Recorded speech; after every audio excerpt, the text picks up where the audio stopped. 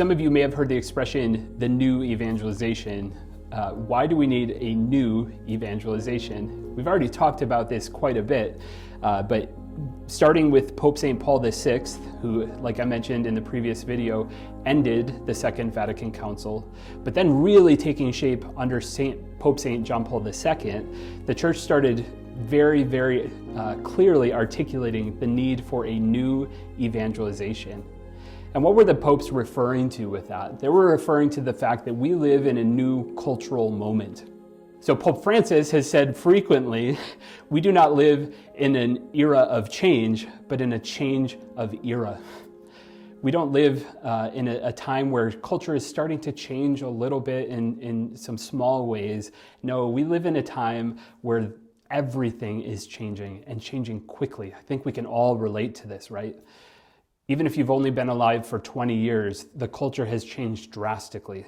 If you've been alive for 60 years or 80 years, you have seen a radical transformation of almost every area of our culture and society. We don't live in an era of change, we live in a change of era. So on account of that, the popes have been calling for more and more articulately a new evangelization. John Paul II famously said, we need a new evangelization marked by new methods and new ardor, not by a new gospel. The gospel is timeless. That will never change. The gospel, the good news, is that Jesus died for our sins and wants to welcome us into redemption through our baptism and through a committed life of discipleship. That will never change. But we need a new evangelization marked by new methods and new ardor, new fire, new passion.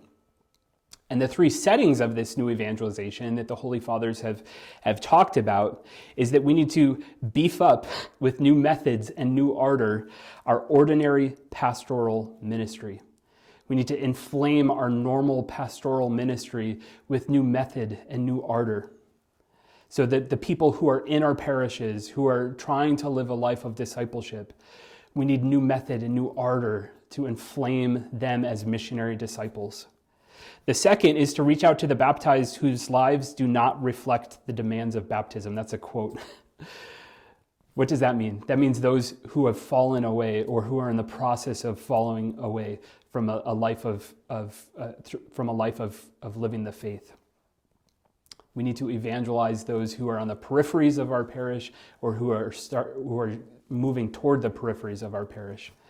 And the third, and this never ends, is evangelization is the constant mission of the church to those who've never heard who Jesus is. And there are still people around the world, and an increasing number of people right here in our own culture who have never heard who Jesus Christ is.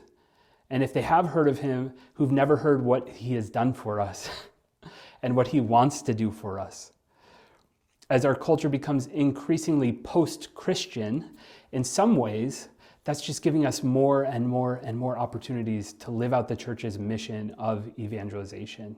I'll close this video with this beautiful quote from John Paul II. He says, "The mission of Christ the Redeemer, which is entrusted now to the church, is still very far from completion." There may have been a time in our country, maybe in the heyday of American Catholicism in say the 40s to the early 60s, where it felt like maybe the work of the church was nearing completion. John Paul II douses that with a heavy dose of reality and says, the mission of Christ the Redeemer, which is entrusted to the church, is still very far from completion. As the second millennium after Christ's coming draws to an end, an overall view of the human race shows that this mission is still only beginning and that we must commit ourselves wholeheartedly to its service. He wrote that over 20 years ago. This is even more true now.